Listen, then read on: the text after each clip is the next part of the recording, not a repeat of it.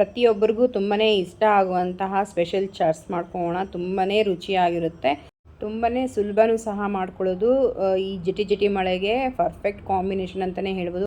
ಮಳೆ ಬರ್ತಿದ್ರೆ ಹೊರಗಡೆ ಹೋಗಿ ತಿನ್ನೋಕ್ಕೂ ಆಗೋಲ್ಲ, ಬಟ್ ಮನೆಯಲ್ಲೇ ಹೈಜಿನಿಕ್ಕಾಗಿ ಕ್ಲೀನಾಗಿ ನೀಟಾಗಿ ಯಾವ ರೀತಿ ಮಾಡ್ಕೊಳ್ಳೋದು ಅಂತ ನೋಡ್ಕೊಳ್ಳೋಣ. ತುಂಬಾ ಟೇಸ್ಟಿ, ತುಂಬ ರುಚಿ ಇರುತ್ತೆ.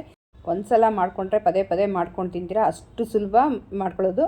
ನೋಡ್ತಾ ಇರ್ಬೋದು, ಬಟಾಣಿ ನಾನು ಒಂದು 2 ಗಂಟೆ ಕಾಲ ನೆನೆಸ್ಕೊಂಡು ಇಟ್ಕೊಂಡಿದ್ದೀನಿ. ಆ ಬಟಾಣಿನ ಚೆನ್ನಾಗಿ ತೊಳ್ಕೊಂಡು ಒಂದು ಕುಕ್ಕರ್ಗೆ ಹಾಕಿ ಅದು ಬಟಾಣಿ ಮುಳುಗುವಷ್ಟು ನೀರನ್ನ ಸೇರಿಸ್ಕೊಳ್ಬೇಕಾಗುತ್ತೆ.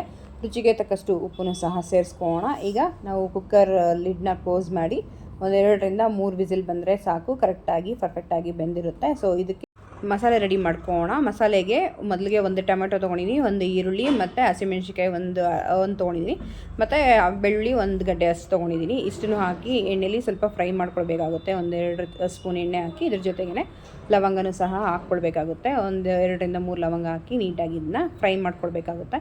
ನಾವು ಇಲ್ಲಿ ಎಷ್ಟು ಚೆನ್ನಾಗಿ ಫ್ರೈ ಮಾಡ್ಕೊಳ್ತೀವೋ ಅಷ್ಟು ಚೆನ್ನಾಗಿ ಈ ಮಸಾಲೆ ಅನ್ನೋದು ಬರುತ್ತೆ. ಸೊ ಇದೇ ರೀತಿ ಮಾಡ್ಕೊಳ್ಬೇಕು. ಬಟಾಣಿ ನೋಡಿ ಬೆಂದಿದೆ. ಸೊ ಈ ರೀತಿ ನೀಟಾಗಿ ಸ್ಮ್ಯಾಶ್ ಮಾಡ್ಕೊಳ್ಬೇಕಾಗುತ್ತೆ. ನಾವು ಬಟಾಣಿ ರುಬ್ಕೊಳ್ಳೋದು ಬೇಡ. ಸೊ ಈ ರೀತಿ ಸ್ಮ್ಯಾಶ್ ಮಾಡಿಕೊಂಡ್ರೆ ಸ್ವಲ್ಪ ಮೆತ್ತಗಾಗುತ್ತೆ, ಅಂದರೆ ಟೇಸ್ಟ್ ಚೆನ್ನಾಗಿರುತ್ತೆ. ಗ್ರೇವಿನೂ ಸ್ವಲ್ಪ ಸಾಫ್ಟ್ನೆಸ್ ಇರುತ್ತೆ. ಸೊ ಹಾಗಾಗಿ ನಾವು ಇದನ್ನ ಈ ರೀತಿ ಸ್ಮ್ಯಾಶ್ ಮಾಡ್ಕೊಳ್ಬೇಕಾಗುತ್ತೆ. ಈ ರೀತಿಯಾಗಿ ಮಾಡ್ಕೊಳ್ಬೇಕು. ಈಗ ಮಸಾಲೆ ಫ್ರೈ ಆಗಿದೆ ನೋಡಿ, ಈ ಹದದಲ್ಲಿ ನಾವು ಫ್ರೈ ಮಾಡ್ಕೊಳ್ಬೇಕಾಗುತ್ತೆ. ಇದಕ್ಕೆ ಬೇಕಾಗಿರೋ ಮಸಾಲ ಪೌಡ್ರ್ ನೋಡ್ಕೊಳ್ಳೋಣ.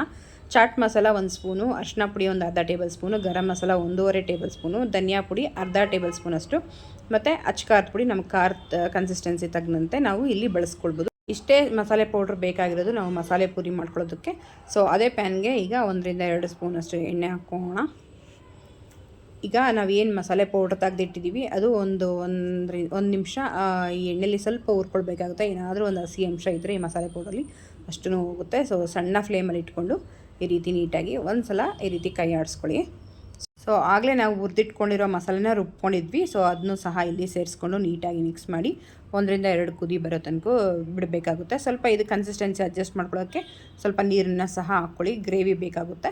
ಸೊ ಇನ್ನೂ ಯಾರೆಲ್ಲ ನನ್ನ ಪೇಜ್ನ ಫಾಲೋ ಮಾಡಲಿಲ್ಲ, ಸಬ್ಸ್ಕ್ರೈಬ್ ಮಾಡಲ್ಲ, ಪ್ಲೀಸ್ ಫಾಲೋ ಆ್ಯಂಡ್ ಸಬ್ಸ್ಕ್ರೈಬ್ ಮಾಡಿ, ಸಪೋರ್ಟ್ ಮಾಡಿ. ಈ ಚಾನಲ್ಗೋಸ್ಕರ ಸೇವ್ ಮಾಡಿ ಇಟ್ಕೊಂಡ್ರೆ ಡಿಸ್ಪ್ಲೇಲಿ ಬರುತ್ತೆ. ಸೊ ವಿಡಿಯೋ ನೋಡಿ ಪೂರ್ತಿ ಮಾಡ್ಕೊಳ್ಬೋದು ತಕ್ಷಣಕ್ಕೆ ನೋಡಿ. ಸೊ ನೋಡ್ತಾ ಇರ್ಬೋದು, ಈ ರೀತಿ ಕುದಿ ಬರಬೇಕು. 1-2 ಕುದಿ ಬಂದರೆ ಸಾಕು, ಪರ್ಫೆಕ್ಟಾಗಿ ಆಗಿರುತ್ತೆ. ಸೊ ನಾವು ಏನು ಬೇಯಿಸಿಟ್ಕೊಂಡಿದ್ದೀವಿ ಬಟಾಣಿನ ಇಲ್ಲಿ ಮಿಕ್ಸ್ ಮಾಡಿ ಇದನ್ನು ಸಹ 1-2 ಕುದಿ ಬರಬೇಕು. ಅಂದರೆ ಮೇಲೆ ಎಲ್ಲ ಎಣ್ಣೆ ಬಿಡುತ್ತೆ. ಆ ಟೈಮಲ್ಲಿ ನಾವು ಸ್ಟವ್ ಲೋ ಫ್ಲೇಮಲ್ಲಿಟ್ಟು ಸರ್ವ್ ಮಾಡ್ಕೊಳ್ಬೇಕಾಗುತ್ತೆ.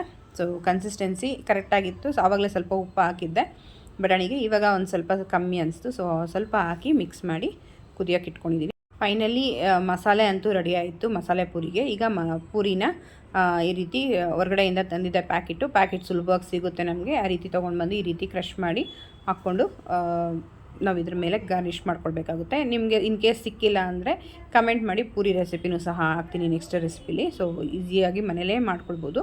ಸೊ ಈ ರೀತಿ ಒಂದು 6-7 ಪೂರಿನ ಈ ರೀತಿ ಸ್ಮ್ಯಾಶ್ ಮಾಡಿ ಮೇಲೆ ಏನು ನಾವು ಬೇಯಿಸಿಟ್ಕೊಂಡಿದ್ದೀವೋ ಅದನ್ನ ಬಿಸಿಯಾಗಿ ಸರ್ವ್ ಮಾಡ್ತಾಯಿದ್ರೆ ಅಬ್ಬಾ ನೆಕ್ಸ್ಟ್ ಲೆವೆಲ್ ಅಂತಲೇ ಹೇಳ್ಬೋದು. ಮಕ್ಕಳಂತೂ ತುಂಬಾ ಇಷ್ಟಪಟ್ಟು ತಿಂತಾರೆ. ಚಾಟ್ಸ್ ಅನ್ನೋದು ಹೊರಗಡೆ ಹೋಗಿ ಯಾರಿಗೆಲ್ಲ ತಿನ್ನೋಕ್ಕಾಗಲ್ಲ. ಖಂಡಿತವಾಗ್ಲೂ ಈ ರೀತಿ ಮನೇಲೇ ಮಾಡ್ಕೊಳ್ಳಿ, ತುಂಬ ಟೇಸ್ಟಿಯಾಗಿರುತ್ತೆ.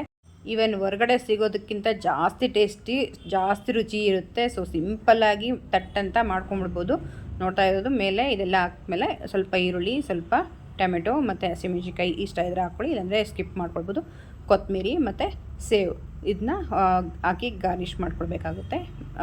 ಇಷ್ಟ ಆದರೆ ಸಾಕು, ನಮ್ಗೆ ಪರ್ಫೆಕ್ಟ್ ಆದ ಬಿಸಿಯಾದ ಚಾಟ್ಸ್ ಅಂತೂ ರೆಡಿ ಆಗಿಯೇ ಹೋಗುತ್ತೆ. ಮಕ್ಕಳಂತೂ ತುಂಬಾ ಇಷ್ಟಪಟ್ಟು ತಿಂದರು ನಮ್ಮ ಮನೇಲಿ. ಸೊ ಅಷ್ಟು ರುಚಿಯಾಗಿತ್ತು. ಸೊ ಹೊರಗಡೆ ಮಾಡೋದಕ್ಕಿಂತಲೂ ಇದೇ ಚೆನ್ನಾಗಿದೆ ಮಮ್ಮಿ ಅಂತ ಹೇಳ್ತಾಯಿದ್ರು. ಸೊ ಸೂಪರಾಗಿರುತ್ತೆ. ಖಂಡಿತ ಈ ಪ್ರೋಸೆಸ್ಸಲ್ಲಿ ಒಮ್ಮೆ ಟ್ರೈ ಮಾಡಿ ಮಾಡ್ಕೊಳ್ಳಿ. ಅದ್ಭುತಕ್ಕೆ ನೆಕ್ಸ್ಟ್ ಪದ ಹುಡುಕಬೇಕು, ಅಷ್ಟು ರುಚಿಯಾಗಿರುತ್ತೆ. ಸೊ ನೋಡ್ತಾ ಇರ್ಬೋದು ಎಷ್ಟು ಟೇಸ್ಟಿಯಾಗಿ ಅನಿಸುತ್ತೆ. ಮೇಲೆ ಗಾರ್ನಿಷ್ಗೆ ಒಂದು ನಿಪ್ಪೊಟ್ಟು ಇಟ್ಟಿದ್ದೀನಿ. ಸೊ ಇಷ್ಟ ಇದ್ದರೆ ಹಾಕ್ಕೊಳ್ಳಿ, ಇಲ್ಲಾಂದರೆ ಇಲ್ಲ, ಗಾರ್ನಿಷ್ಗೆ ಅಷ್ಟೇ ಅದು. ಸೊ ಹಾಕ್ಕೊಂಡ್ರೆ ಚೆನ್ನಾಗಿರುತ್ತೆ ಟೇಸ್ಟ್ ಮಾತ್ರ. ತುಂಬಾ ಸರಳವಾಗಿ ರುಚಿಯಾಗಿ ತೋರಿಸಿದ್ದೀನಿ. ಖಂಡಿತ ಈ ವಿಡಿಯೋ ಮಿಸ್ ಮಾಡಿದೆ ವಿಡಿಯೋ ಪೂರ್ತಿ ನೋಡಿ ಮಾಡ್ಕೊಳ್ಳಿ, ಅಥವಾ ಸೇವ್ ಮಾಡಿ ಇಟ್ಕೊಳ್ಳಿ, ಅಥವಾ ಫ್ರೆಂಡ್ಸ್ ಆ್ಯಂಡ್ ಫ್ಯಾಮಿಲಿಗೂ ಸಹ ಶೇರ್ ಮಾಡ್ಕೊಳ್ಳಿ. ಅವರು ಸಹ ಈ ಅದ್ಭುತವಾದ ರೆಸಿಪಿನ ಮಾಡ್ಕೊಳ್ಳಿ. ಈ ವಿಡಿಯೋ ಇಷ್ಟ ಆಗಿದೆ ಅಂತ ತಿಳ್ಕೊಳ್ತಾ ಹೊಸ ರೆಸಿಪಿಯಿಂದ ಮತ್ತೆ ಸಿಗೋಣ. ಅಲ್ಲಿ ತನಕ ಟೇಕ್ ಕೇರ್, ಬಾಯ್. ನಿಮ್ಮ ದಿನ ಶುಭವಾಗಿರಲಿ.